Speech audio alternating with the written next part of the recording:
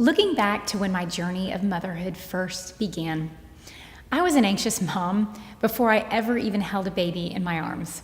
I was worrying about my son before he was even born, already stressing about what school he would go to in kindergarten.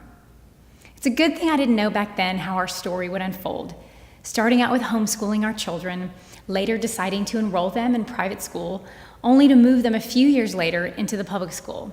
That storyline would have totally freaked me out. What I so wish I would have known back then was what to do with all those worries and fears that burrowed their way into my heart and mind. As a young mom with babies and toddlers, I was so consumed with diapers and feedings and spills and tantrums, I was lucky to find time to pee, let alone pray. I was doing well to lay down and sleep, let alone lay down my burdens and cares. When my husband and I decided to move our children to public school, I was terrified. I had only ever been to private school, so I thought my kids were going to shrivel up and die in public school. And that is no joke. But you know what? They ended up growing and thriving, and I did too. When we first made the transition to public school, one of my friends gave me some great advice. She said, if you want to meet some other Christian moms at school, find a moms in prayer group. So that's what I did. But I didn't join that group to learn how to pray. I was a praying mom, or so I thought.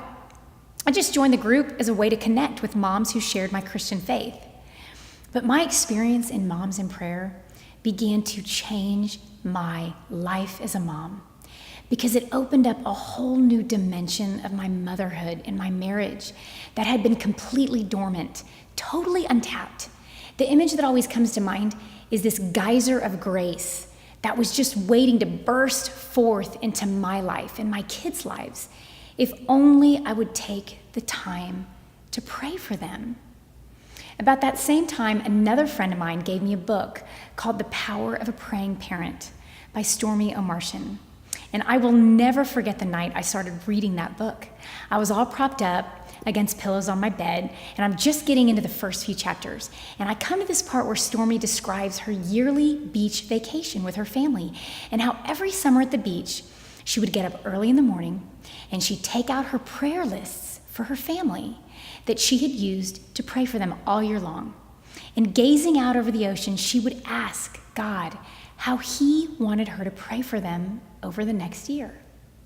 And as soon as I read that story, I put the book down on my bed and I said to myself, I am gonna do this. I need to do this, to put pen to paper and write my own personalized prayer lists for my husband, for each of my kids, and even myself. I was so excited about this concrete way to surrender my family and the details of their lives over to the Lord. And that is the moment when the idea for the Mother's Prayer Companion was born. So over the next few months, this idea kept simmering in my head.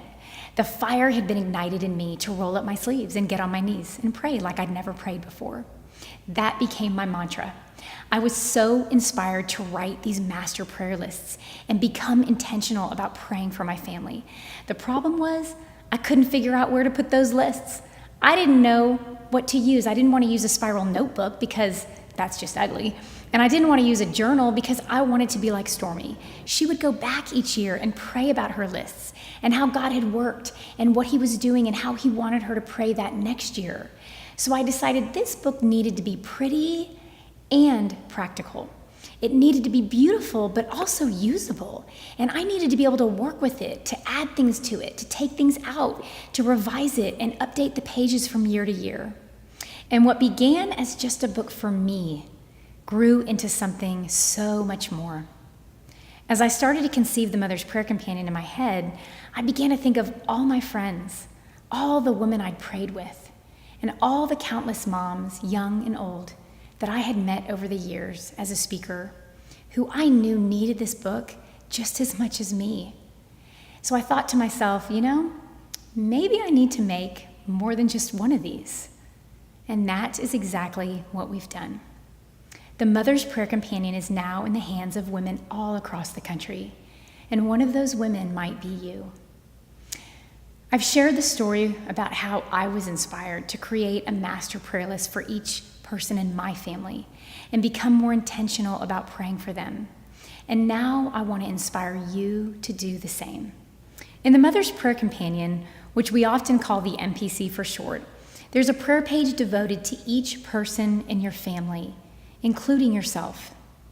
In the next video, I'll explain more about why I designed the layout of each page the way I did. But for now, here's my invitation to you. Open up your MPC and just turn the pages. As you begin to personalize it and make it your own, I want you to start by simply writing down the name of each person in your family on the line at the top of their page. I know family life can be messy and far from perfect. You may love and adore every single one of your people, or some of them may be driving you crazy.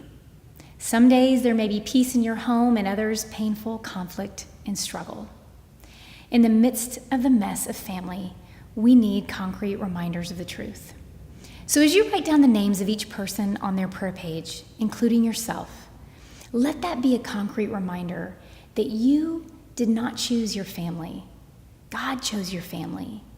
He chose them for you, and you for them. He called each one of you by name.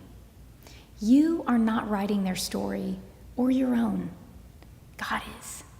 He is the author of our story.